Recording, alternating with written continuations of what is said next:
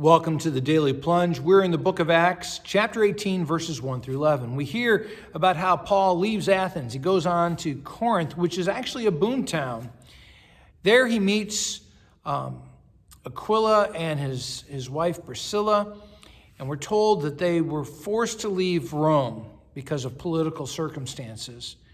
And I just think about how perhaps we meet people that we didn't expect to meet because of some situation in their life. And maybe that's an opportunity for God to work. And that's exactly what happens here.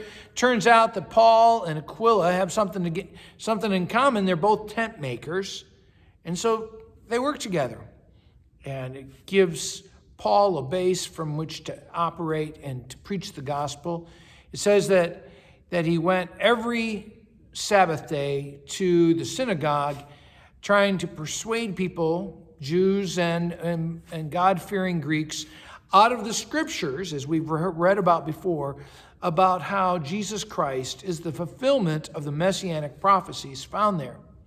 Well, Silas and Timothy finally catch up with him, and then that allows Paul to shift into high gear, and as he does, he finds that just increases the opposition, and so he says that he decides to shake out his clothing and to move on from there.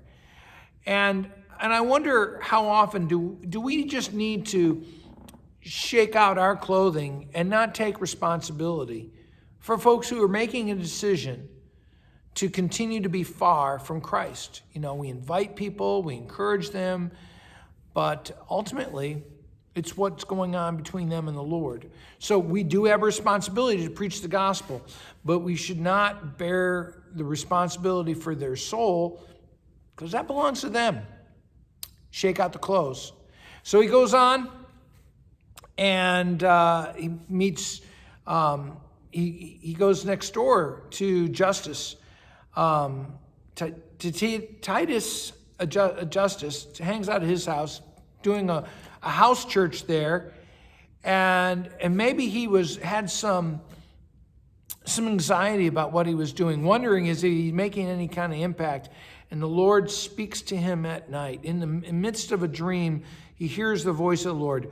Don't be afraid. Keep on speaking. Don't be silent. Remember, I am with you. No one's going to attack you or harm you. And I have many people in this city.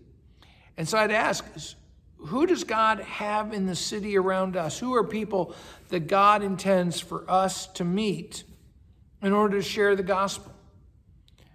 Are you praying for that? Are you praying for divine coincidences where perhaps you could share the gospel and it would open somebody's life up? You know, as churches, sometimes we can be so focused on just being together, sort of having our holy huddle, right? Instead of asking, where, Lord, are you taking us so that we can meet new people and they can meet the Savior? Well, thanks, my friends. Have a blessed day.